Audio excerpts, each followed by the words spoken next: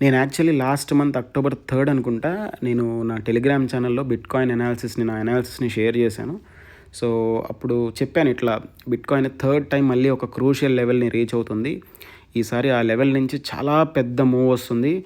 Either హెవీగా పెరగటం గానీ, లేకపోతే బాగా పడిపోవడం గానీ, ఈ రెండిట్లో ఏదో ఒకటి జరగబోతుందని చెప్పేసి నేను అప్పుడు నా అనాలిసిస్‌ని పోస్ట్ చేశాను. అట్లాగే నేను ఎగ్జాక్ట్ లెవెల్ కూడా మెన్షన్ చేశాను.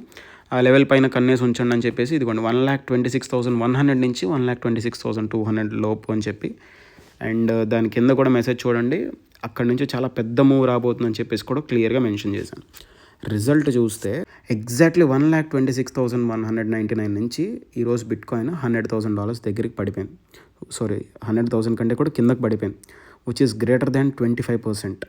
సో, ఇది నా అనాలిసిస్ యాక్చువల్లీ. ఇట్లా నేను చాలాసార్లు నా అనాలిసిస్‌ని అయితే నా టెలిగ్రామ్ ఛానల్‌లో పోస్ట్ చేశాను.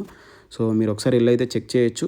నా అనాలిసిస్ ప్రకారం అయితే ఒక 80-90% యాక్యురసీ ఉంటుందని చెప్పేసి అనుకుంటున్నాను. అట్లాగే ఎంట్రీస్ అంటే ఈ నా అనాలిసిస్‌ని యూజ్ చేసి ట్రేడ్స్ ఎలా తీసుకోవాలో కూడా నేను ఎవరైతే నన్ను క్లోజ్‌గా ఫాలో అవుతున్నారో వాళ్ళకి నేను ఆల్రెడీ టెలిగ్రామ్ ఛానల్‌లోనే ఎక్స్‌ప్లెయిన్ చేశాను. So, you can go through that if you want.